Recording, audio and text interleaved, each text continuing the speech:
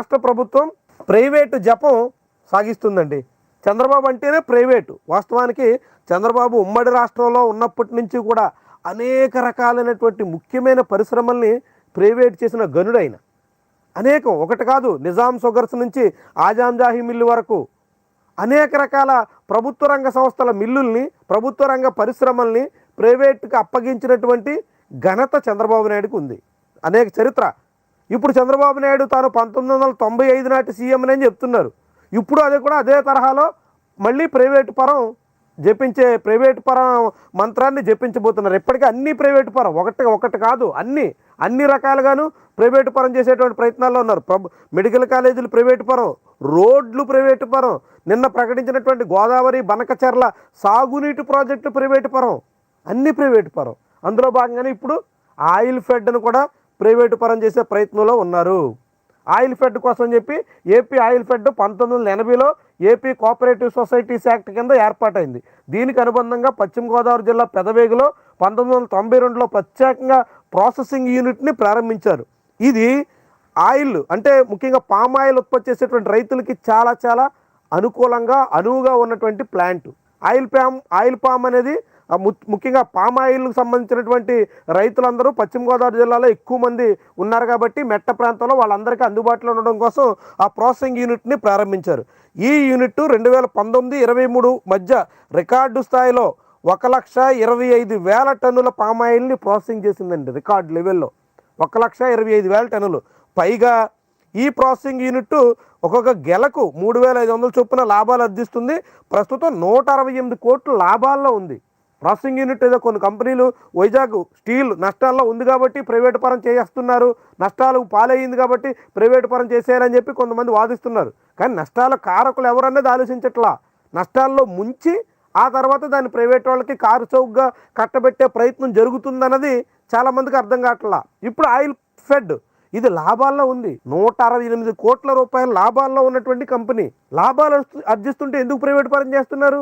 అక్కడ నష్టాల పేరుతో ప్రైవేటు పరం చేసి ఇక్కడ లాభాలు వస్తున్న ప్రైవేటు పరం చేసి, అంటే ప్రభుత్వాలు తాము ప్రైవేటు పరం చెయ్యాలి, ప్రైవేటు వ్యక్తుల చేతుల్లోకి రైతుల భౌతవ్యం నెట్టేయాలి అనుకున్నప్పుడు అది లాభాల్లో ఉందా నష్టాల్లో ఉందా అన్న దాంతో ప్రమేయం లేదు. అవసరమైతే లాభాలు తగ్గించి నష్టాల్లో ముంచేసి కూడా ప్రైవేటు పరం చేసే ప్రయత్నం జరుగుతుంది అనడానికి ఇది ఒక ఉదాహరణ. ఆయిల్ ఫెడ్ 168 కోట్ల రూపాయల లాభాల్లో ఉన్నటువంటి ఒక ఫ్యాక్టరీని ప్రైవేటు పరం చేయడానికి చంద్రబాబు పూనుకుంటున్నారంటే ఏమనాలి దీన్ని? మెడికల్ కాలేజీలేమో ప్రభుత్వం నిర్వహించలేదు, భారం కాబట్టి, ప్రభుత్వం దగ్గర డబ్బులు లేవు కాబట్టి పీపీపీ మోడల్లో ఇస్తున్నాం అంటున్నారు. రోడ్లు వేయండి అంటే రోడ్లు వేయడానికి ప్రభుత్వం దగ్గర డబ్బులు లేవు, కేవలం గుంతలు మాత్రమే పూడ్చగలం. రోడ్లు వేయాలంటే టోల్ గేట్ల భారం జనం భరించాల్సిందే, అక్కడ ప్రైవేట్ వాళ్ళకి ఇచ్చేస్తాం అంటున్నారు.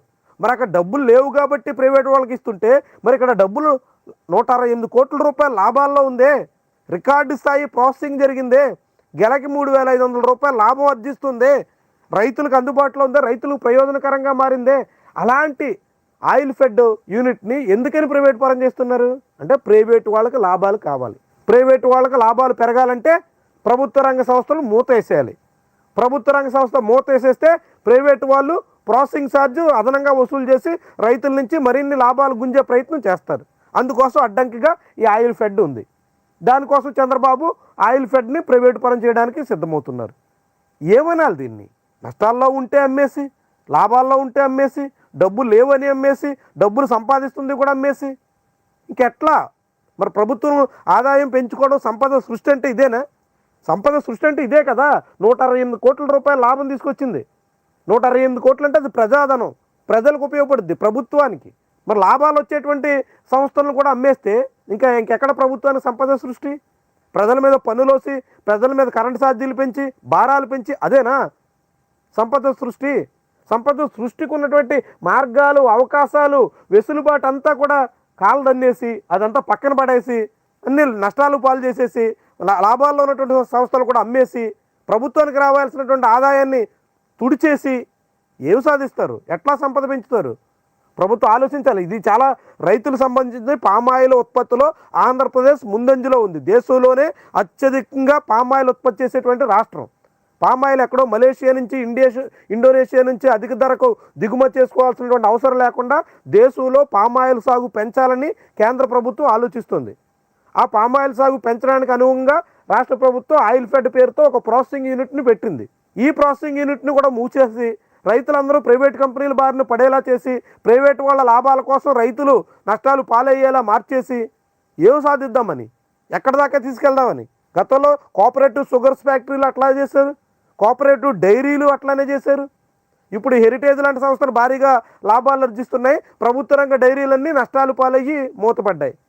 ప్రైవేట్ రంగ షుగర్ ఫ్యాక్టరీలు లాభాల్లో ఉంటాయి, ప్రభుత్వ రంగ కోఆపరేటివ్ షుగర్ అంతా మూతపడిపోయేటువంటి పరిస్థితికి వచ్చింది. మొత్తం రాష్ట్రంలో చక్కెర రైతులే కనిపించినటువంటి పరిస్థితి, చెరుకు సాగే మాయమైపోతున్నటువంటి పరిస్థితి. ఇట్లా వ్యవహారం ఉంటే ఇప్పుడు ఏకంగా పామాయిల్ని కూడా రైతులందరినీ షుగర్ కేన్ పండించినటువంటి రైతుల్లాగా, చెరుకు రైతుల్లాగా, ఆ తర్వాత కాటన్ రైతుల్లాగా మార్చేసి ఇప్పుడు ఆయిల్ పామ్ రైతులను కూడా ప్రైవేట్ వాళ్ళ దయాదాక్షిణ్య మీదకి వదిలేసే పరిస్థితికి చంద్రబాబు దిగుతున్నారు. మరి ఇది ఎక్కడి వరకు దారితీస్తుంది, ఎలాంటి పరిస్థితి ఉత్పన్నమవుతుంది చూడాలి.